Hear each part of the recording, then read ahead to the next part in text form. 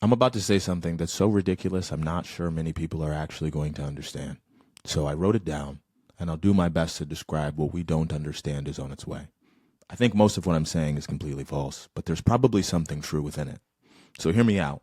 I don't have a Subway Surfer playing on the sidelines, so you're really going to have to sit through this. But I am pretty animated when I talk. So we really did have everything until we didn't. There's a poignant moment at the end of Don't Look Up when Leonardo DiCaprio's character, facing imminent doom, says, "We really did have everything, didn't we?" It's a gut punch of a line because it speaks to the sheer folly of hindsight. Humanity has a habit of basking in the glory of right now, convinced we've mastered the universe, until reality smacks us with a reminder that, oops, maybe not. It happened before, and it's happening again. Think about past eras when people believed they had reached the pinnacle of knowledge. In the late 19th century, some scientists declared that physics was essentially done, only to have Einstein come along and rewrite the rules of space and time. Or remember the 1990s when social commentators heralded the end of history? Democracy and free markets had supposedly won for good. We all know how that smug prediction turned out. Spoiler, history didn't end. It was on to produce twist endings like reality TV presidents and global pandemics. The pattern is clear. We assume we have everything until suddenly we don't. Each time we miss the telltale signs of change, the menu warnings, because we're too engrossed in our current meal. It's darkly funny. If you think about it, we are, in effect, a species of know-it-alls that repeatedly gets schooled. Now we find ourselves in 2025, and it feels like we have everything. We have self-driving cars, kind of, instant information, vaccines whipped up in months, and an AI chatbot that can write your college essay or code a website while you nap. It's an absolute feast of progress. Yet if history is any guide, this is exactly the moment to worry about what's on the menu, what we're not seeing. Could AI be the comet on our periphery, blazing towards us while we argue on Twitter about minor AI glitches and celebrity gossip? Are we too busy enjoying the convenient meal of AI-powered apps to notice the bigger picture? That this technology might upend life as we know it? The Industrial Revolution's false menu specials. Flashback to the Industrial Revolution, the granddaddy of all tech booms. There was a time when the buzz around steam engines and mechanical looms was as fervent as today's hype for AI. Pamphlets and pundits of the 18th and 19th centuries trumpeted the wonders to come. They promised a utopia of decentralized production, a world where anyone could manufacture goods from the comfort of their cottage. Visionaries painted a rosy picture, empowered artisans using nifty new machines, communities being self-sufficient, and wealth spreading like butter on a freshly baked. What did we get instead? Dark, satanic mills. The cottage industries were crushed under the weight of giant factories. Production centralized almost overnight. Instead of independent artisans thriving, we got tycoons and robber barons building industrial empires. The air and growing cities turned coal black, and countless workers, including children, toiled for endless hours in dingy factories. The menu advertised liberation, but the meal served was exploitation. Oops. One delightful bit of irony early on, some folks truly believed these machines would free people from drudgery. In a way, they did, just not how people expected. Rather than everyone enjoying leisure while machines did the work, families were forced off their land and into city slums to operate the machines. That idyllic vision of decentralized production, it went up in smoke, quite literally, in the factory's chimneys. It's as if history said, "Congratulations, you played yourself." Fast forward to more recent times, we saw a similar story with personal computers and the internet. In the 1980s and 90s, techno-optimists claimed these tools would decentralize everything. Power would shift to the little guys. Information wants to be free. Garage startups will topple megacorps. And sure, some of that happened. But mostly, we ended up with a handful of trillion-dollar companies controlling everyone's data and a global supply chain so centralized that one factory's hiccup can halt production worldwide. We got the opposite of the initial idealism. Are you noticing a trend? Humanity orders one thing and gets served another. We tend to miss the fine print on the menu, and it's usually where the chef hides the sardonic surprise. Borrowing from the future, central banks, and other magic tricks. If the Industrial Revolution was a bait-and-switch menu special, our monetary system is a full-on magic show. The kind where the magician promises infinite candy but is secretly stealing from your wallet. Let's talk money. Another area where we thought we'd mastered supply and demand, only to discover we might have sawed our economy in half. In the early 20th century, we created central banks and modern finance, believing we had unlocked the secret to endless growth. Why be limited by today's supply of money or resources when we can borrow from the future? In practice, this becomes a kind of cheat code economics. Consider the playbook. Need funds to build a railroad or fight a war? No problem. Just pull out the magical credit card of central banking and poof, money appears. Recession coming? Print more money. Depression looming? Slash interest rates, pump liquidity, and call it stimulus. The idea was that we'd never have to face a hard limit again. We could smooth out the booms and busts with enough clever monetary policy. For a while, seemed like it worked. We enjoyed a looping carousel of temporary growth, spurts, bust. What bust? There's always another stimulus around the corner. We effectively time traveled, importing future prosperity into the present. Governments and consumers alike feasted on this meal of plenty, rarely asking what the menu said about later. Hint, the bill eventually comes due. But of course there's a catch. There's always a catch. By borrowing from the future, we created an endless loop of dependency. To keep the game going, tomorrow always has to grow faster to pay for yesterday. It's an economic Ponzi scheme that everyone tactically agrees to play. The central bankers become the chefs of an all-you-can-eat buffet where the plates are free, but dessert will cost your grandchild's left kidney. Every once in a while, reality peeks through the curtain. A stock market crash here, a debt crisis there, an inflation spike that makes groceries suddenly cost a small fortune. These are reminders that we haven't actually repealed the laws of economics. We just postponed them. It's dark comedy at a global scale. We celebrate our record growth while shoving the real costs onto the future, humming "Don't Stop Me Now" as we race toward a debt wall, or as we like to call it, a debt ceiling. Now enter AI into this picture. Tech evangelists claim AI will boost productivity and growth, making it easier to pay off those debts and sustain our lavish tastes. The cynic in me, or maybe the comedian, imagines a scenario where we double down.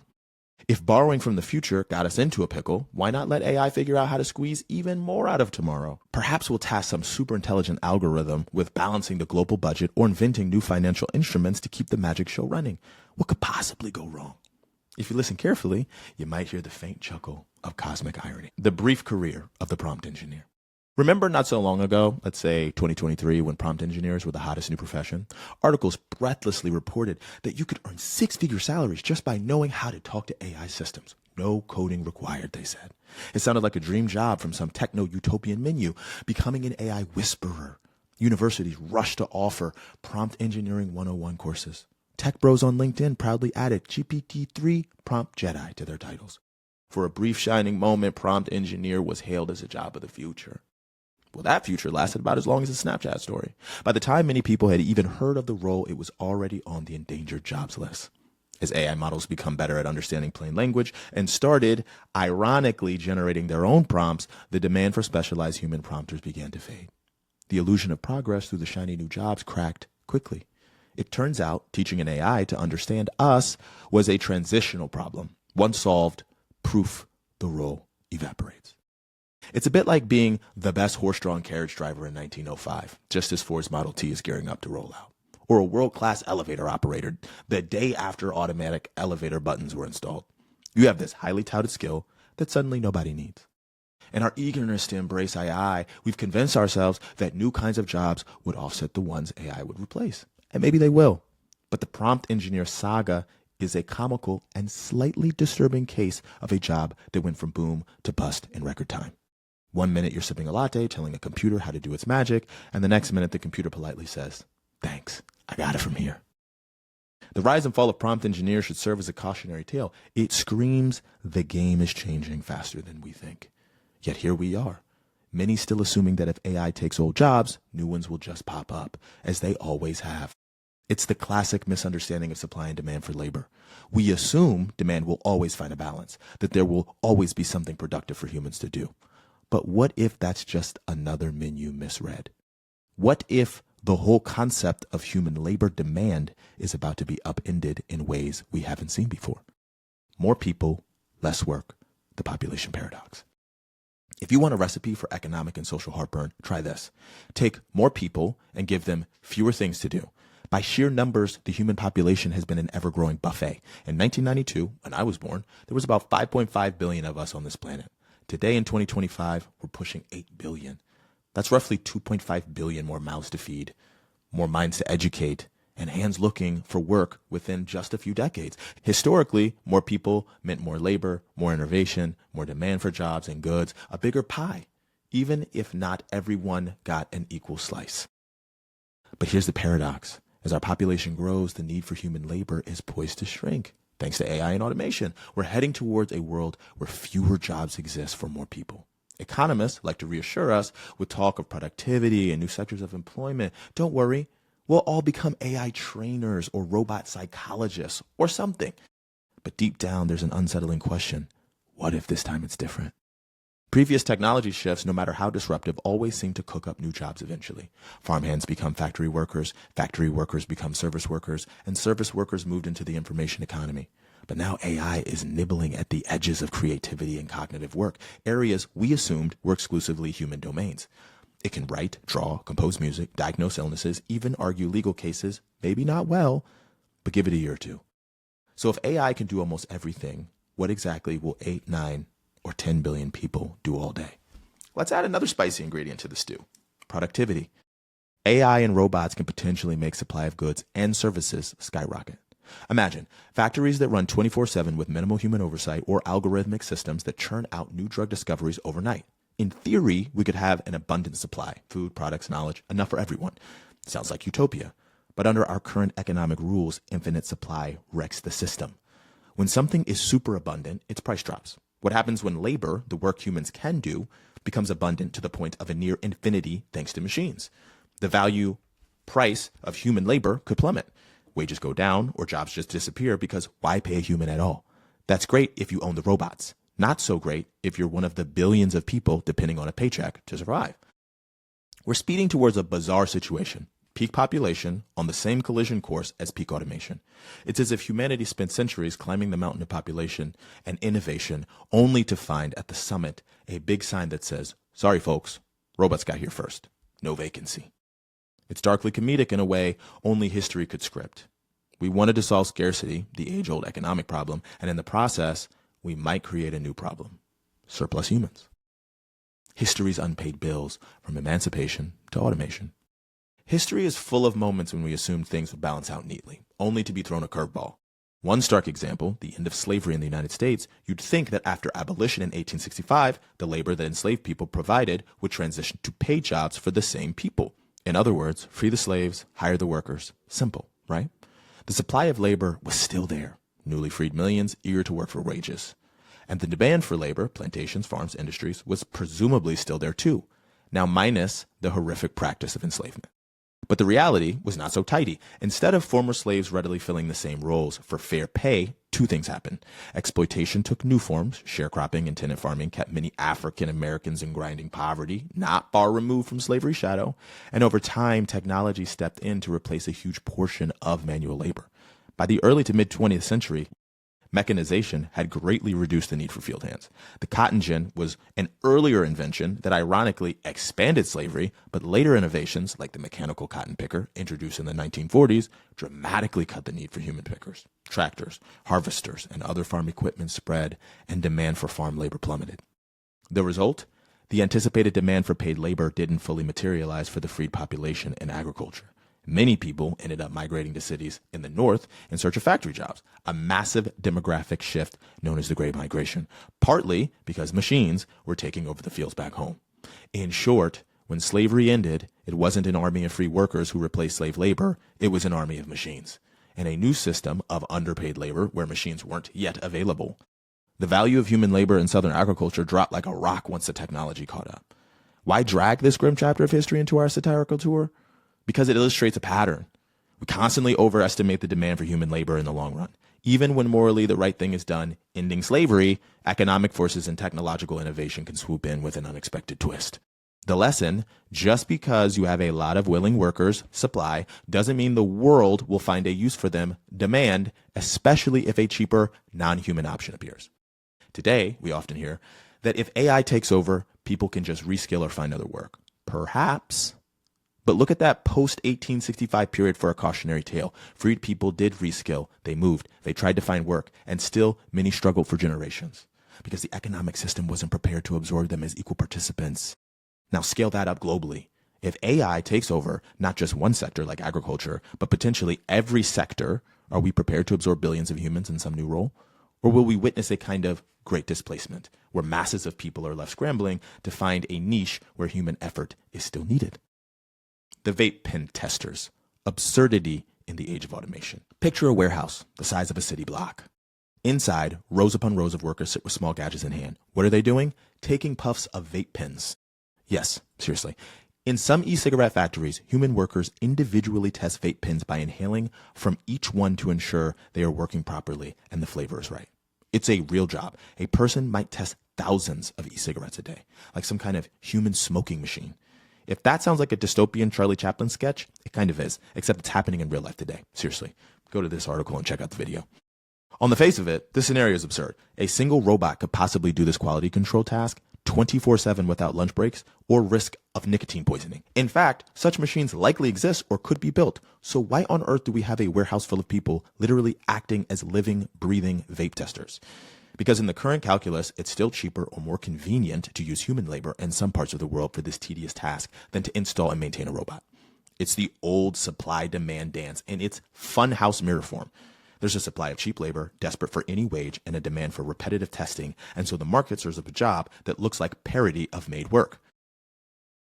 This is a perfect illustration of how twisted our understanding of progress can get. We hail the wonders of AI and automation in theory, but in practice, we often stick to old ways if they are just barely cheap enough to squeak by. It's like we're living in the wrong timeline. The Jetsons future is technically possible, but we're stuck in a Dickinson reality TV show. The vape testers are doing something a $50,000 robot arm could do, but someone crunching the numbers and said, nah, humans are cheaper, and they come with built-in lungs. From a dark humor perspective, it's gold. Imagine explaining this to someone from the 1950s who assumed by now we'd have flying cars and robot butlers.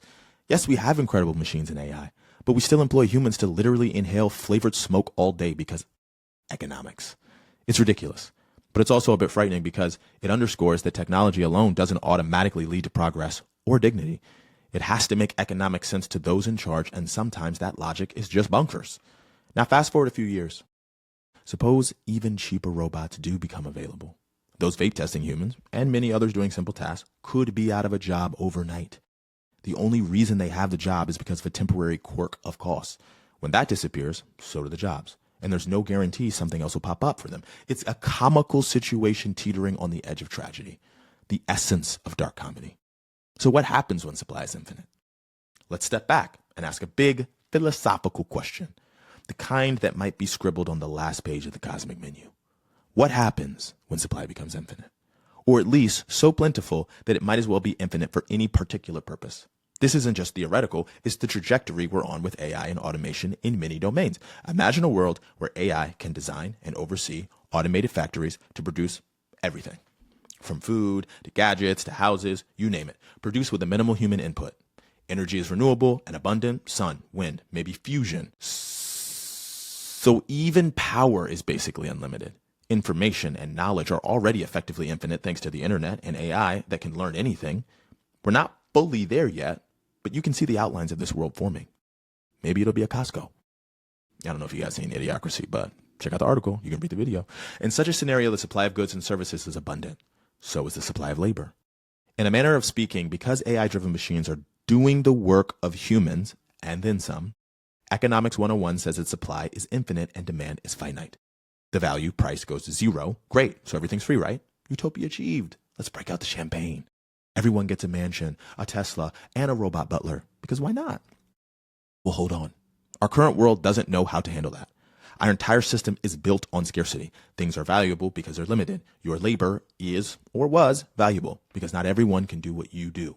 Or there's a limited number of hours in a day. Money is a way to allocate scarce resources. If nothing is scarce, our economic logic goes out the window. The likely outcome, if we stumble into this, is massive dislocation. We could end up with, ironically, extreme abundance and extreme inequality. If the fruits of the infinite supply are locked behind corporate or state control, then most people could be left with essentially zero income, since human labor is worth nothing, and zero purchasing power, even as robo-factories churn out goods that technically could feed and house everyone. It's a strange, almost sci-fi problem, post-scarcity economics. What is human value when AI can do almost everything? In a perfect world, we say human value is inherent, our creativity, empathy, consciousness, etc. But try paying your rent with inherent human value when you no longer have a job. The cynic or realist knows that society will need to fundamentally rearrange itself, maybe a universal basic income or Star Trek-like resource-sharing economy, or else we face chaos. From a dark comedic standpoint, one can imagine the absurd extremes. Billionaire executives and politicians in a bunker somewhere still preaching about hard work and merit, while outside robots farm the land and a jobless populace holds up signs that read, "Will be human for food." It's absurd, but it's a possible direction if we do nothing.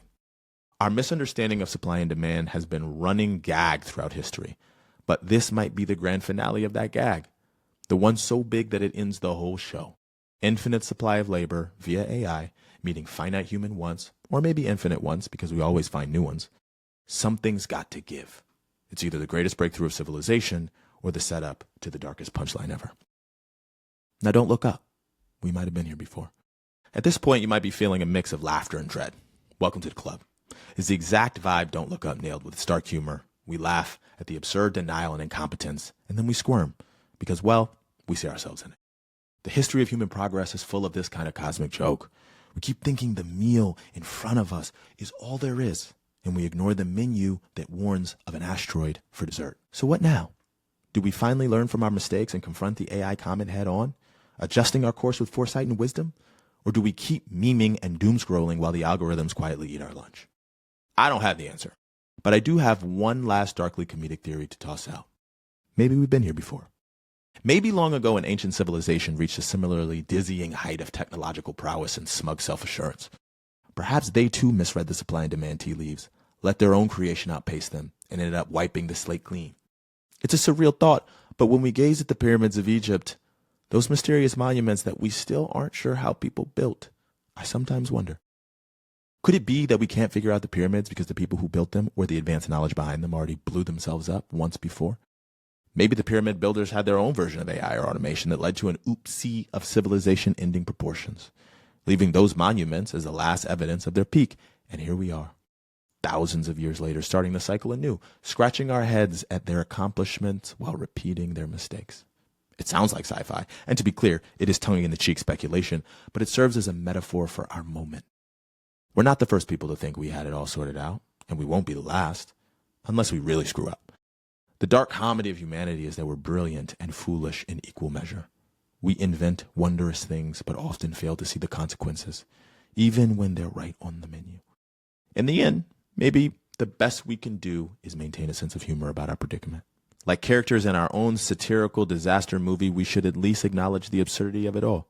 Yes, Don't Look Up had us laughing at the idiocy of ignoring a comet, but its real lesson was to encourage us to look up, to face reality, however uncomfortable, and not be blinded by comfort or ideology. When it comes to AI and the seismic shift ahead, we do well to peek at the menu before we gorge on the meal. Otherwise, we might find ourselves saying, in some not too distant future, we really did have everything, didn't we? Just as the final course is served and the lights go out. I would be honored if you choose to pre-order They Lied to You or buy my current book, I Hope You Wake Up. The fact that you made it to the end of this video lets me know that you might be able to actually read a book. So you can get the link here. Your support means more than I can express. It's like having a friend walking beside me on the path of discovery. Either way, whether you read more of my words or not, know that I am here, quietly sending my love, not a fickle love, not a conditional love, but the kind that remains steady through every twist of fate and every question of reality. Thank you for sharing this moment with me, for daring to question one of the most cherished illusions we have. Remember, no matter what you decide, no matter what life decides for you, I love you unconditionally, always.